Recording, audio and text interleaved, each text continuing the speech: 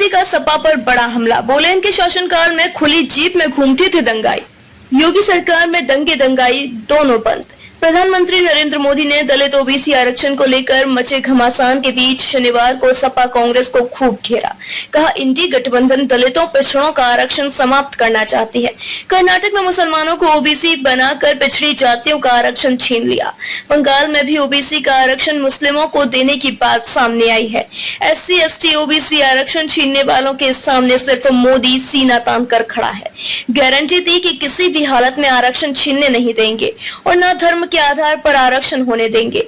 आरक्षण वंचितों और गरीबों का अधिकार है और मोदी उसका चौकीदार है। सपा सरकार पर निशाना साधा कि उनके शासनकाल में गाजीपुर, मऊ सहित पूरे पूर्वांचल में माफिया लाल बत्ती लगाकर खुली जीप में घूमते थे, विरोधियों को गोलियों से भून देते। तब दंगे यूपी की पहचान थे।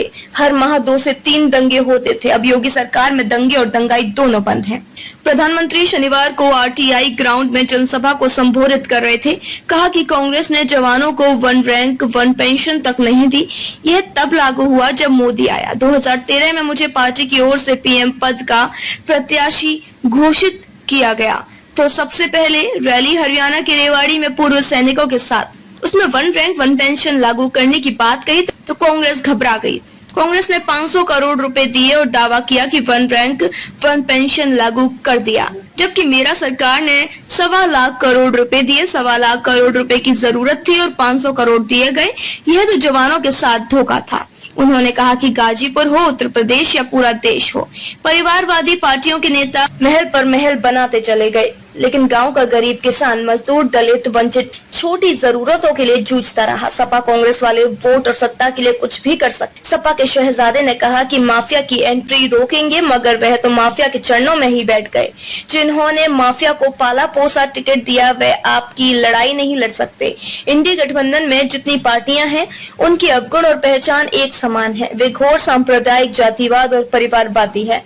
वे दलित पिछड़ों को आगे बढ़ने नहीं देना चाहते।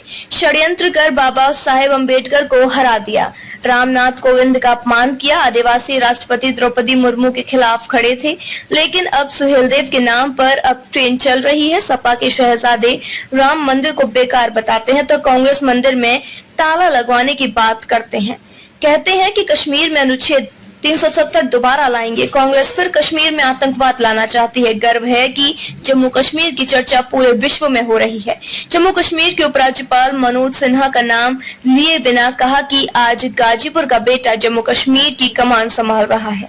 कश्मीर के लोग भी विकास देख रहे हैं। वहां के लोग गाजीपुर का नाम जान गए हैं। गाजीपुर लोकसभा सीट से भाजपा के पारसनाथ राय के सामने सपा ने माफिया मुख्तार अंसारी के भाई अफजाल अंसारी को उम्मीदवार बनाया है।